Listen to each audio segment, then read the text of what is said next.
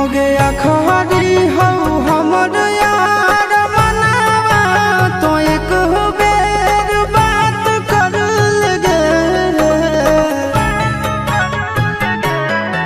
हो गया खरी हो हमर यार मनावा तो एक बेर बात कर लगे। हो गे सोना यारवा हो भरती पटनवा में आके मुलाकात कर लेगे। आगे सुना यारवा हो भरती पटनवा में आके मुलाकात कर लेगे।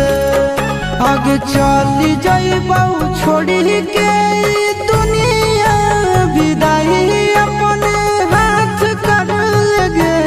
आगे सुना यारवा हो भरती पटनवा में आके मुलाकात कर लेगे। आगे सुना यारवा हो भरती पटनवा में आके मुलाकात कर लेगे।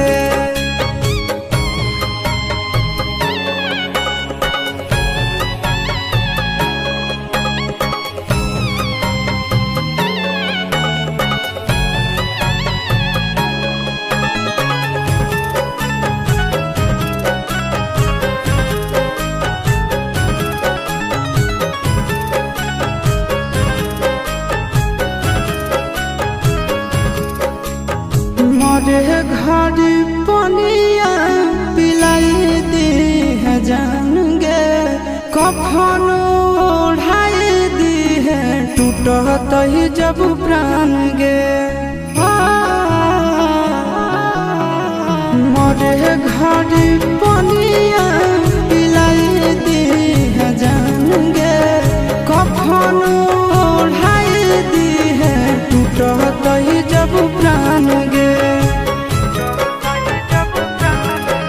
आगे हमारा से तोरा जाती प्यार होता भेंट साक्षात कर लगे। आगे सोना यारवा हो भरती पटनवा में आके मुलाकात कर लेगे। आगे सोना यारवा हो भरती पटनवा में आके मुलाकात कर लेगे।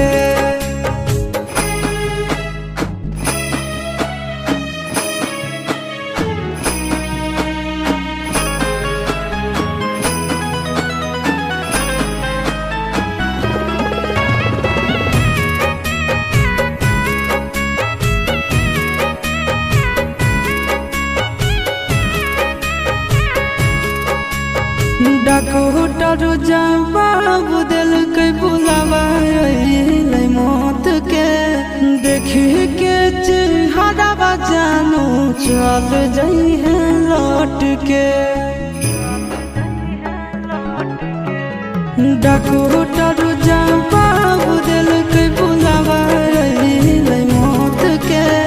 देखी के चेहरा जानू चल जाई है लौट के। आगे अमन आलम दिला है